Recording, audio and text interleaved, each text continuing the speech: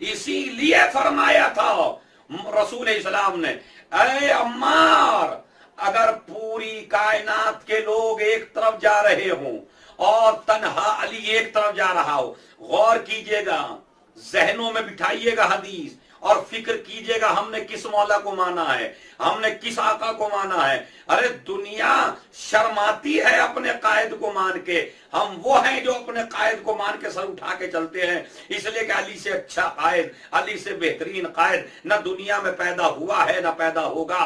वो अली इब्ने अबी तालिब जिसके बारे में रसूल ने फरमाया, अम्मार, अगर पूरी दुनिया एक तरफ जा रही हो और तन्हा अली दूसरी तरफ जा रहा हो तो अम्मार दुनिया का रास्ता छोड़ देना, उस रास्ते पर चलना जिस रास्ते पर अली जा रहे हों।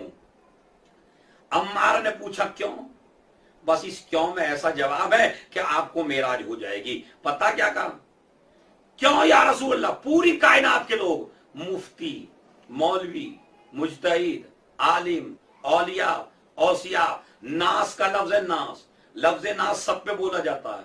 लौ सलकन नास, अगर पूरी कायनात चाहे अजवाज हो, चाहे असहाब हो, चाहे कलमा पढ़ने वाले हो, चाहे मुसलमान हो, चाहे मोमिन हो, चाहे हाजी हो, चाहे नमाजी हो, चाहे अहले बैत के मानने वाले, कोई भी हो, अगर पूरी दुनिया एक रास्ते पे जा रही हो, अकेला अली दूसरे रास्ते पे जा रहा हो, तो अम्मार सबका रास्ता छोड़ देना, अली का रास्ता इख्तियार कर लेना।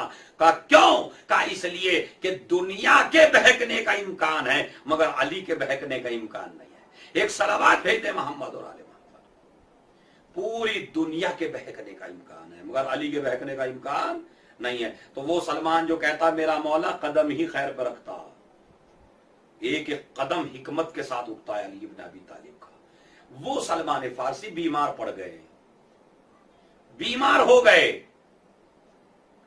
मौलाए कायनात अयादत के लिए पहुंचे, मरीज है भाई तो अब मरीज की अयादत को पहुंचे।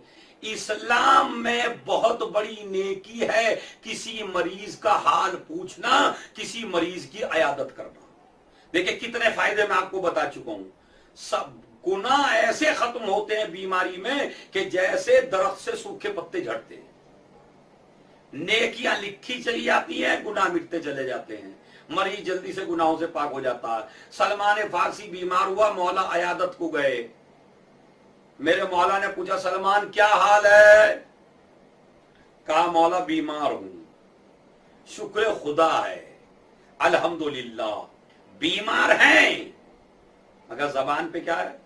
अल्लाह का शुक्र है, तमाम तारीफें अल्लाह के लिए। अच्छा, लेकिन मौला बीमारी कुछ ज्यादा परेशान कर रही है, लेकिन इस बीमारी में भी क्या कहता है? अल्हम्दुलिल्लाह, शुक्रन लिल्लाह, अल्लाह का शुक्र अदा कर रहे हैं, अल्लाह की तारीफें कर रहे हैं। लेकिन मौला बीमारी तकलीफ दे रही है। इमाम ने फरमाया ए सलमान, जब भी हमारे किसी शिया को, हमारे चाहने वाले को, हमारे मानने वाले को अगर दुनिया में कोई बीमारी होती है, कोई परेशानी होती है, कोई मुसीबत आती है इस पर और ये बीमार पड़ता है, तो अल्लाह हमारे इस शिया के गुनाहों को खत्म कर देता है और सारी बुराइयां मिट जाती हैं इसके नामे अमाल से। सलमान ने कहा मौला शुक्र खुदा, अल्हम्दुलिल्लाह, फिर मुझे बीमारी का कोई गम नहीं है। अगर गुनाह खत्म होते हैं तो इससे बेहतरीन, मर्ज से बेहतरीन चीज क्या है कि जिससे मेरे गुनाह खत्म हो रहे हैं, जिससे मेरी बीमारी खत्म हो रही है, जिससे मैं बिल्कुल पाक साफ हो जाऊंगा। और कहा सलमान इतना ही नहीं, अगर तुमने बीमारी में सब्र कर लिया तो अल्लाह इस सब्र पे भी अजर और सवाब देगा। यानी वो जो बीमारी है उससे तो गुनाह खत्म होंगे ही, लेकिन अजर और सवाब सब्र करने का भी मिलेगा। अल्लाह की शिकायत किसी से ना करें, दूसरे के दुख की दुआ ना करें, दूसरे के सेहत को देख के परेशान ना हो, बल्कि सब्र करे। तो जैसे ही सब्र करेगा अल्लाह सब्र का भी अजर देगा। सलमान उठे, मौला की पेशानी का बोसा दिया, कहा आका अगर आप जैसा मौला न होता تو دنیا میں کون ایسی ایسی چیزیں بتاتا؟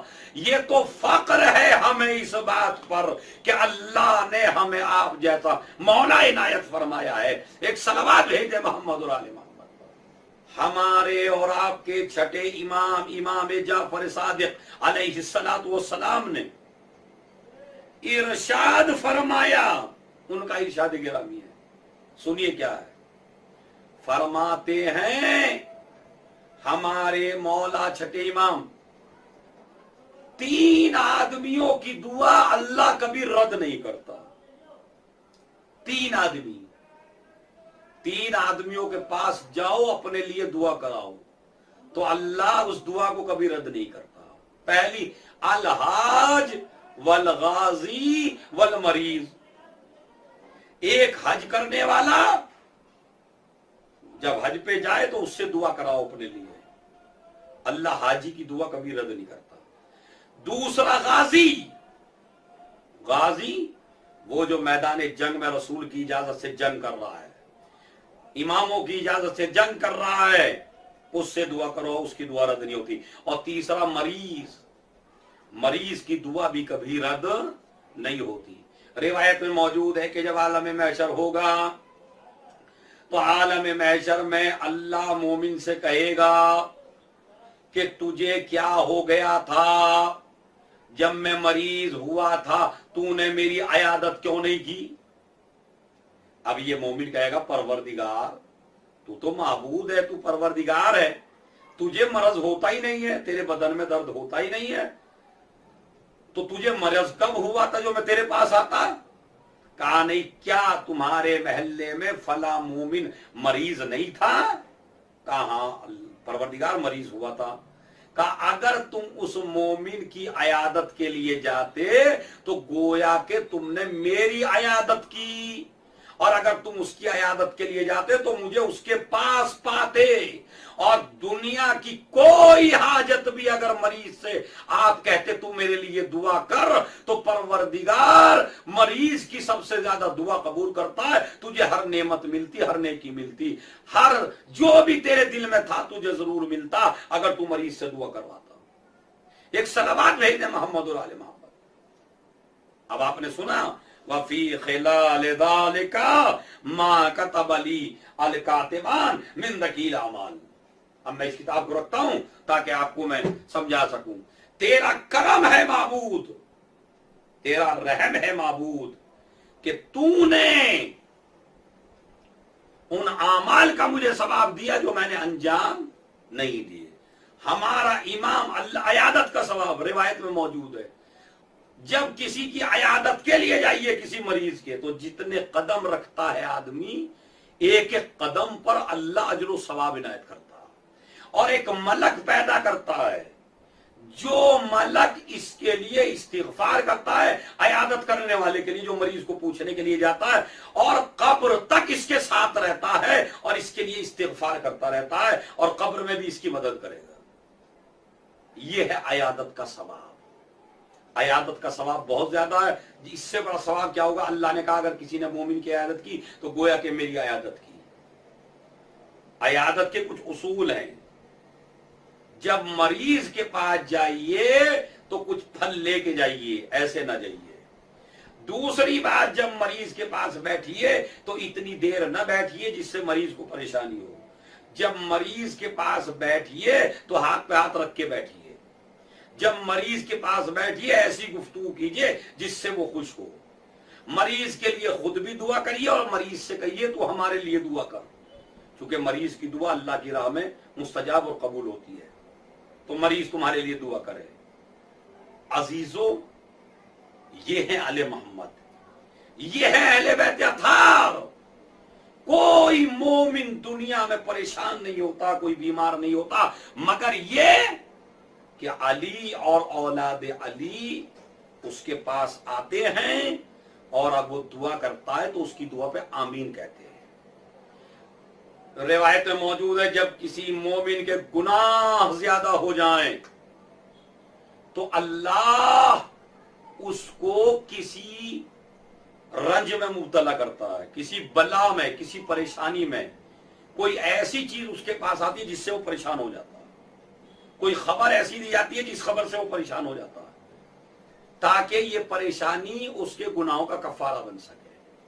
اور اگر اتنے گناہ ہیں کہ پریشانی سے بھی دور نہ ہوئے تو اللہ مومن کے بدن میں مرض پیدا کرتا ہے تاکہ یہ بیماری اس کے گناہوں کا کفارہ بن سکے۔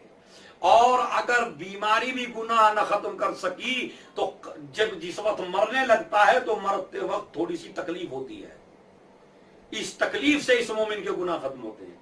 اگر اس تکلیف سے بھی گناہ ختم نہ ہونے پائے تو چھٹے امام فرماتے ہیں پھر قبر میں تھوڑی سی شدت کی جاتی ہے، اس کو کچھ قبر میں اس کو تھوڑا بہت عذاب دیا جاتا ہے تاکہ جب عالم محشر میں پہنچے تو بالکل پاک و صاف ہو، اس کے نام اعمال میں کوئی گناہ موجود نہ ہو۔